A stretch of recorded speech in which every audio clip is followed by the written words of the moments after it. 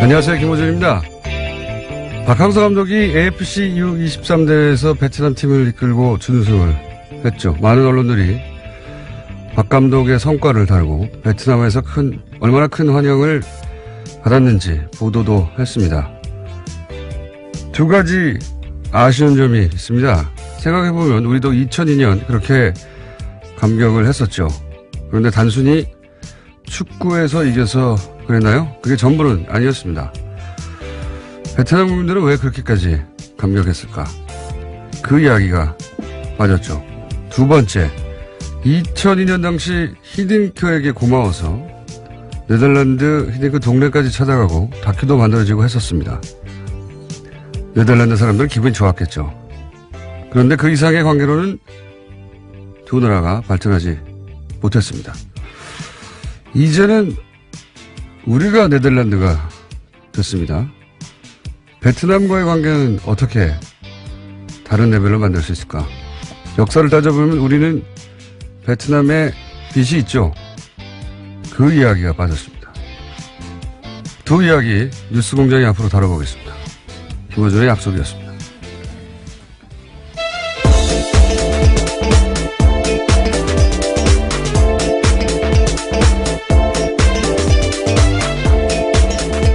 시사인의 김은지입니다. 저는 이 베트남 이야기가 관심이 많아요. 예. 베트남 사람들이 이제 자국 역사에 대해서 자부심이 굉장해요. 왜냐면은 프랑스도 이겼죠. 네, 예. 미국과도. 예. 중국한테도 이기고.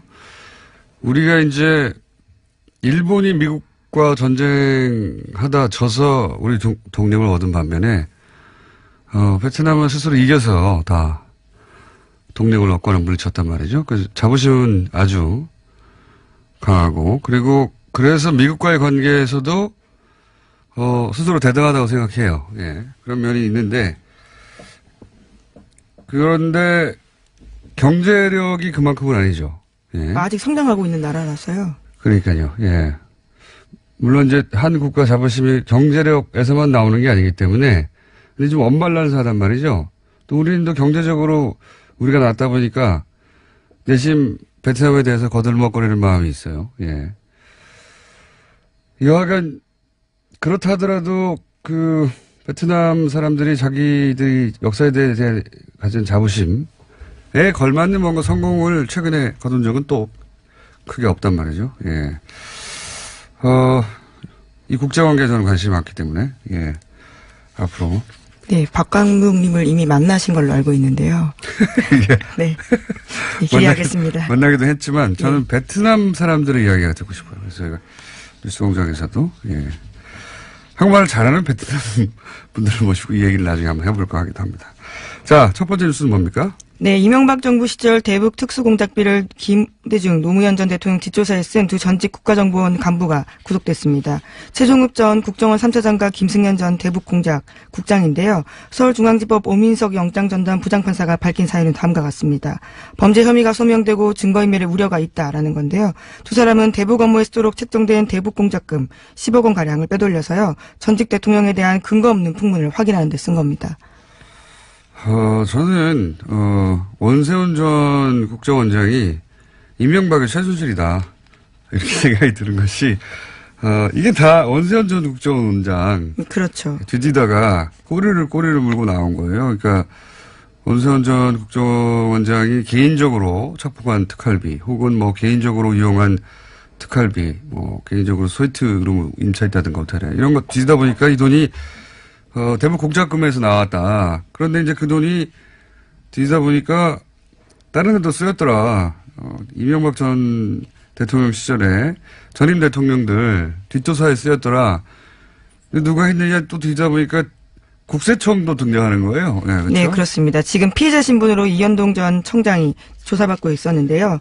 관련해서 또 다른 소식이 있습니다. 어제 SBS가 구체적인 정황을 보도했는데 정보 수집을 위해서 미국 국세청 직원에게 뇌물까지 줬다라는 겁니다. 그러니까요. 우리나라 특활비가 미국으로 건너왔어요. 네. 네, 미국 공무원 뇌물로 쓰였다라는 겁니다. 뇌물로 쓰이고 국세청 내부에 다른 인사들도 있겠죠. 혼자 있겠습니까? 예. 그리고 네. 국정원장 말만 듣고 국세청장이 오케이 그러면 전임 대통령 다 조사할게 그랬겠어요? 이걸 쓰긴 한 사람은 누구냐. 예. 국세청장 혹은 뭐 국정원장 위에 누가 있습니까? 이명박 전 대통령까지 또 거슬러 올라가야 되는 사안. 이게 다 원세훈 전 국정원장의 개인적인 착복에서 시작하는. 예. 네, 수사의 시작이 이렇게 됐는데요. 생물처럼 움직여서 여기까지 온 겁니다. 네. 이명박의 최순실이다. 라고 어느 순간 불리기 시작할 거라고 저는 봅니다. 자, 다음 뉴스는요. 네, 박근혜 정부가 세월호 특조위에 방해 공작한 내용도 검찰 수사로 계속해서 드러나고 있습니다. 이번에는 관련 문건이 나온 건데요. 세월호 선차 조사에 협조하는 대신에 소위 박근혜 대통령의 7시간을 조사하지 말아달라고 하는 제안이 담겨 있습니다. 두 가지 중요 사안을요, 거래하려고 한 겁니다. 그렇군요. 뭐 거래 대상이 아닌 건데, 예. 이렇게까지 박근혜 전 대통령 7시간을 막으려 했던 이유가 아직도 밝혀지지 않고 있죠. 예. 뭐 시술일 것이다, 뭐 여러 가지 얘기가 많지만, 이렇게 막으려고 했고, 자, 이걸 막고 싶으니까 이제 청와대 비서실장의 지휘 아래 어제까지만 하더라도 이제 정무수석. 그렇죠. 예. 정무수석만 등장했는데 이제는 경제수석, 정책조정수석도 다 같이 동원됐다. 그리고 이병기 실장이 총괄했다는 것은 국정원도 동원됐다는 뜻이에요. 예. 네, 전임 국정원장이었습니다. 예, 그때도 말이 많았죠. 국정원장 하다가 바로 어떻게 비서실장을 오느냐. 그래서 국정원을 장악하려고 하는 소위 지구실현의 의도가 강하다 뭐 이런 얘기를 했었는데 더군다나 이병기 비서실장은 그 유명한 이해창 후보 시절의 총풍 사건. 네. 예, 북한에 총 쏴달라고 돈 준 사건의 주역이었는데 이때 국정원이 어떤 역할을 했냐. 세월호 특조위 방해 때. 이것도 밝혀져야 될 대목이고요. 네, 현재 검찰이 정보 공식 문서를 보관하는 국가기록원 서울기록관을 압수수색해서요. 특조위 활동에 담긴 정보 문건을 확보했다라고 합니다. 처음 나오는 부분이라서요. 여기서도 나올 것들이 꽤 있을 거로 보입니다. 여기서 이제 국정원이 어떤 역할을 했냐. 국정원이 실행 컨트롤 타워를 했겠죠. 지시 컨트롤 타워는 청와대라고 하면. 그리고 가장 아랫단에는 일베가 있었어요. 당시에. 일베는 광화문에 이제 세월호 단시간은 유가족들 찾아가서 그 앞에서 치킨 피자 먹기 이런 거 네, 있지 소위 않습니까? 폭식투쟁이란 것들을 했습니다. 굉장히 모욕적인 방식이었는데요. 이건 사람이 할 짓이 아닌 거죠. 예. 최근에 벌레 소년인가요? 예. 네, 온라인에서 꽤 화제가 됐습니다. 예. 화제를 의도적으로 만들어낸 거죠. 예. 이 사람도 이때 폭식 투쟁할 때 치킨 피자 먹고 하는 거 인증하고 그랬던 걸로 알고 있는데. 예. 하여튼 말단은 제일 아랫단에는 일베였다면 그 가운데 국정원은 어떤 역할을 했는지 일베가 거기 나가는데 국정원이 역할을 했는지도 저는 밝혀야 될 내용이라고 봅니다. 예, 관제대 모에는 돈을 댔다라는 소식들은 꽤 있었는데요. 구체적인 내용들이 아직까지도 나오지 않았습니다. 자, 다음 뉴스는요?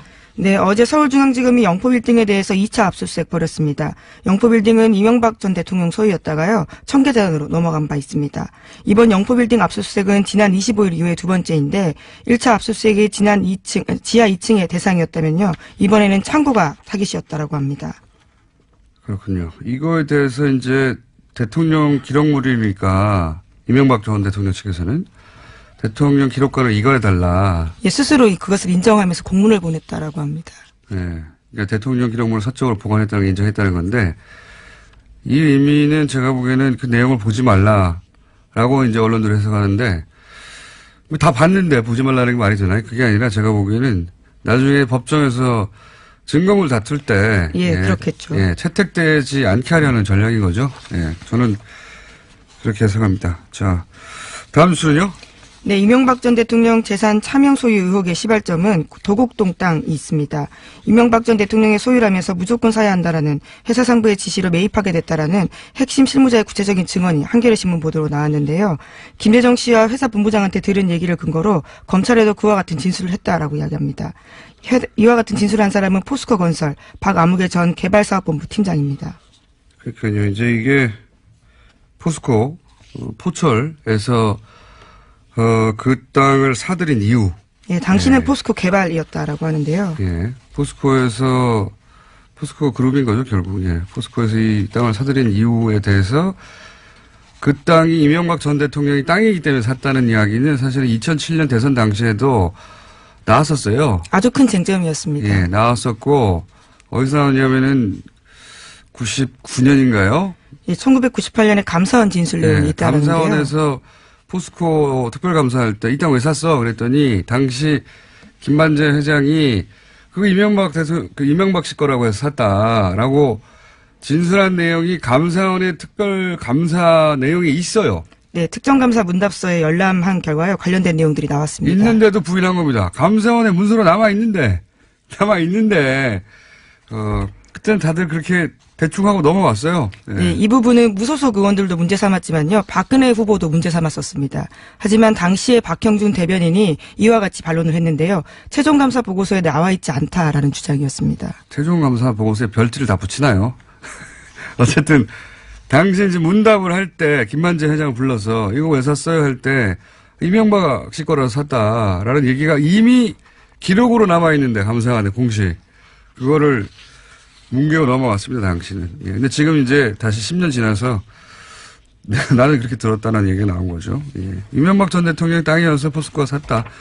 사실 도곡동 땅이 이 BBK, 다스 다 연결되는. 그렇죠. 예. 왜냐하면 이 돈을 팔아서 다스로 들어가고 다스로 들어간 돈이 다시 BBK에 들어가고 그 돈이 다시 주가 조작에 쓰였거든요. 예, 차명 의혹의 예. 시작점 같은 곳입니다. 그러니까 이 땅의 주인이 끝에 주가 조작의 주범인 거예요. 예, 그렇게 연결되는 건데 그 얘기 이제 다시 원점으로 돌아가서 나오기 시작했습니다. 자, 다음 뉴스는요. 네, 청와대가 어제 이명박 전 대통령을 평창올림픽 공식 행사에 초청했습니다. 이에 대해서 이명박 전 대통령도 참석하겠다라는 뜻을 밝혔습니다.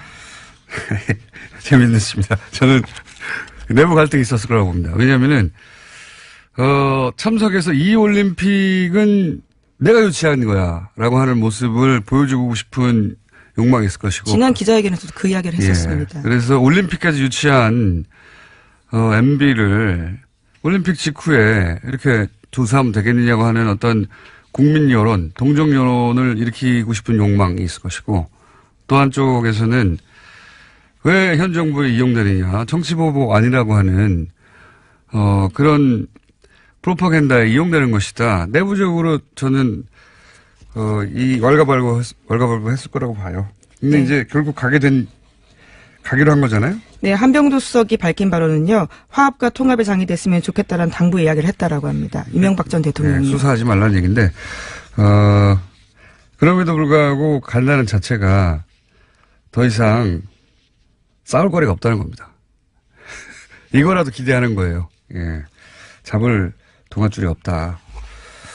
뭐 지금쯤이면 벌써 대형 전쟁이 벌어졌어야 되는 거 아닙니까? 그동안에 큰 소리로 치자면. 네, 예. 폭로할 게 많다. 이전 투구하자는 거냐. 수많은 말들을 했었습니다. 그러니까 우리라고 없겠냐. 없는 거예요. 자, 다음 뉴스는요. 예, 어제 대검찰청에서 안태근 성추행 의혹과 관련해서 진상조사단을 꾸리고 사실규명에 나섰습니다. 검찰 내에서 성폭력 문제와 관련해서 진상조사단이 꾸려진 것은 처음 있는 일인데요. 서울 동부지검장을 맡고 있는 조희진 검사가 조사를 지휘합니다. 알겠습니다. 이거는 앞으로 계속 뉴스가 나오겠네요. 그때 또 다뤄보기로 하고요.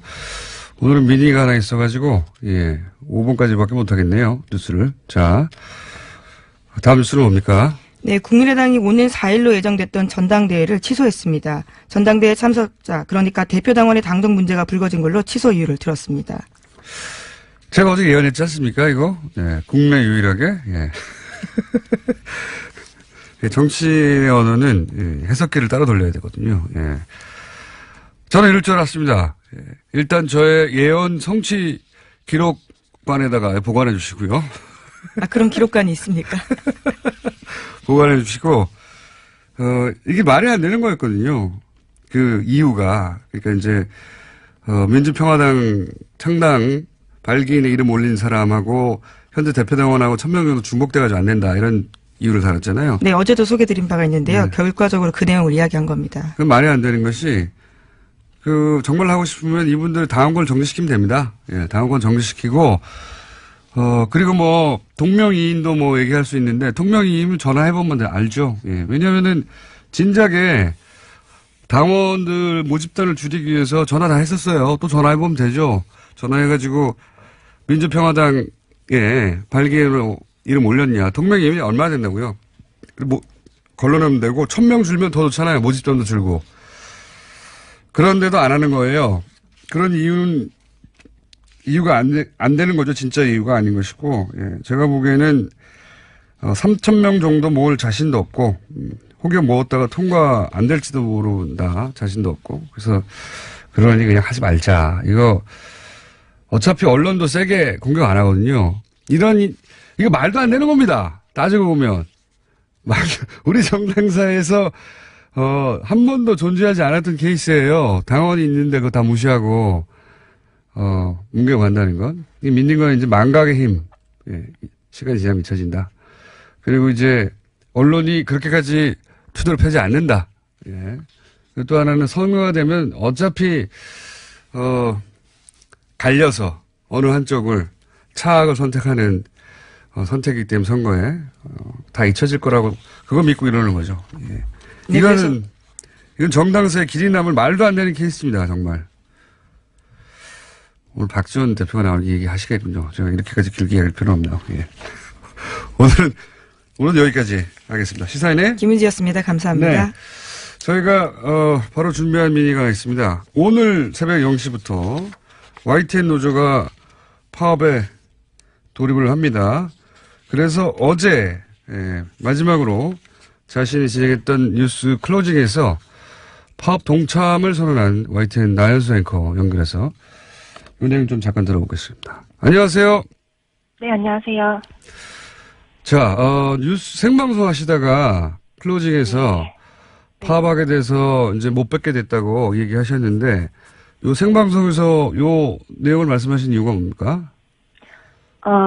파업을 선언했다고 저는 생각하진 않고요. 예. 원래 이제 앵커들이 뭐 하루 휴가를 가더라도 자리를 비우게 될 때는 시청자분들께 어떤 사유 때문에 앵커의 얼굴이 바뀌었는지를 설명을 하도록 저희 회사는 하고 있습니다. 아, 그렇군요.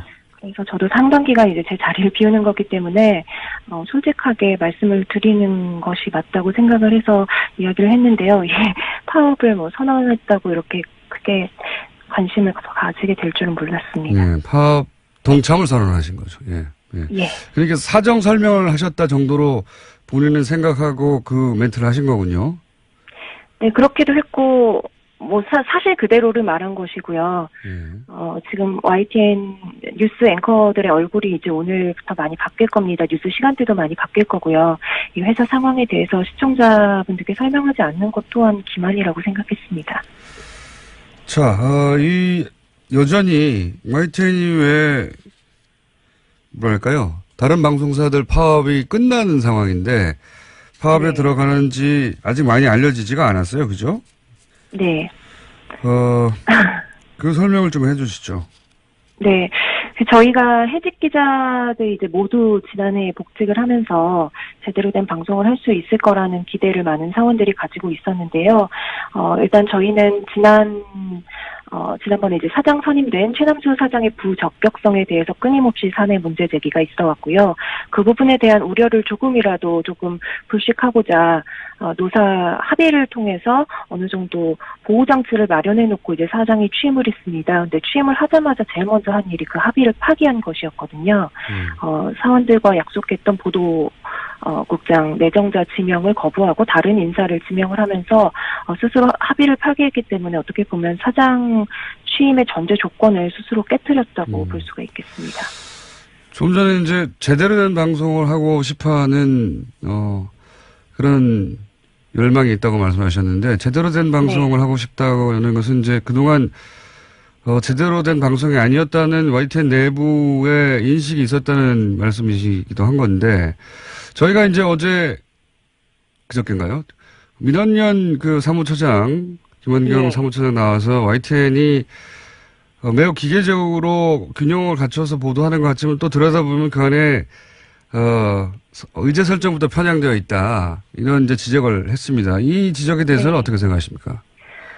일견 타당한 지적이 있다고 생각하고요. 그 부분이 저희 내부에서도 제대로 된 방송을 못하고 있다는 자괴감, 또 이제 바깥에서 일부 시민들로부터 손가락질을 받아야 하는 상황에 대한 어떤 자괴감으로 다가왔던 일들을 말씀을 하신 것 같습니다. 근데 그 말씀을 하실 때 제가 들었을 때 보도 문제를 다루면서 이 최남수 사장의 발언이나 행적 부적절성은 국민들과 너무 멀리 떨어져 있는 문제이기 때문에 보도 문제만 이야기를 하겠다라고 말씀을 하셨었어요. 지금의 보도 문제가 나오게 된 것이 그 2008년 대통령 특보였던 낙하산 사장 사태에서부터 시작이 됐다고 봐야 합니다. 조직의 수장 자리가 그만큼 중요한 것이고요. 또 그 조직이 국민의 알 권리를 보장하고 공공의 이익을 지켜야 할 저희 같은 24시간 뉴스 채널이라면 정말 중요하겠죠. 그런 보도 문제의 어떤 책임을 져야 될 것은 당연히 저희 모든 구성원들이 책임감을 느끼고 그 문제를 타개하기 위해서 이렇게 펜과 마이크까지 놓았습니다만 어떤 일부 책임을 져야 할 간부진들이 계속해서 그 자리에 머물러 있다는 부분을 조금 덧붙여서 설명해 드리고 싶습니다. 알겠습니다. 네. 민원연에서는 이제 조직 내부의 문제보다는 그렇게 해서 보도되는 내용에 대한 이야기를 했는데 그게 결국은 조직이 그렇게 편향되어 있기 때문에 그런 결과가 나온 것이라고 이제 그래서 조직이 이런 또 문제 있는 사장에 의해서 그대로 유지되면 똑같은 내용이 나올 테니 이제 파업을 하시는 거다 이렇게 제가 이해했는데 예. 그런데 YTN 총파업이 제가 기억하기로 세 번째인데 네. 이번에 파업의 어떤 찬성률은 어떻습니까? 저희 세 차례 파업 가운데 가장 높은 찬성률을 기록했고요. 그렇군요. 거의 80%에 육박하는 찬성률로 가결이 되어서 노조 집행부조차도 예상하지 못했던 반응이었습니다. 심지어 이 파업 찬반 투표는 최남수 사장이 노사 합의를 파기하기 이전에 치러진 투표였거든요. 그럼에도 불구하고 이 정도의 찬성률이 나왔다는 것은 그만큼 공정방송에 대한 내부 열망이 굉장히 높이 올라와 있고 저희 기자들로서는 이번이 정말 마지막 싸움이고 여기서 물러나면 이거는 회사 존립의 문제다라는 위기의식을 가지고 있다고 보고 있습니다. 외부에서 느끼는 것보다 YTN 내부 구성원은 훨씬 더 심각하다고 생각하는 거군요. 예. 네, 그렇습니다. 알겠습니다. 이 파업 때문에 YTN을 즐겨보시던 분들은 왜 시간대도 달라지고 사람도 달라졌나 싶으실 텐데, 이 파업을 어쨌든 지켜볼 수밖에 없는 왜 청취자들, 일반 국민들에게 혹시, 이 파업에 동참하기로 한 장본인 중에 한 사람으로 뉴스를 멈추고라도 하고 싶은 말씀 있으면 마지막으로 해주십시오. 네, 제 또래 기자들 중에 YTN 보면서 기자 꿈꾸는 사람들 많을 것 같습니다. 이 사태가 벌어지기 전에 YTN은 살아있는 뉴스, 깨어있는 방송이라는 저희 슬로건 그대로 정말 제대로 된 방송을 해보겠다는 열의가 가득한 기자들이 모여있는 조직이었거든요. 네, 저희 기자 6명이 해직이 되고 리포트를 해야 할 기자들이 대량 징계를 받으면서 그 시청자 신뢰를 잃는 게 한순간이라는 걸 저희가 너무 무섭도록 느꼈습니다. 지금 TV 틀어보면 공중파 나오고 홈쇼핑 나오고 종편 다 지나가고 맨 마지막에 YTN 나옵니다. 그만큼 저희의 존재감이 잊혀진 건 아닐까 저는 요새 외로움을 많이 느끼는데요. 그래도 저희 조직은 그 언론사 체육대회 할 때도 항상 유니폼에 공정방송 새기고 달리는 조직이고요. 사내 게시판에는 지금도 하루에도 몇 개씩 개인 성명, 기술 성명이 올라오고 있습니다. 저희의 이런 진정성을 좀 믿어주시고 관심을 가져주시고 적극적으로 목소리 내서 응원을 해주시면 좋겠습니다. 저희는 꼭 공정방송 찾아서 돌아와서 다시 진짜 뉴스 하겠습니다. 알겠습니다. 앵커들이 다 이렇게 말을 잘하나요? 고맙습니다. 주어 수로가 딱 담았네요. 오늘 말씀 감사합니다. 네, 많은 관심 부탁드립니다.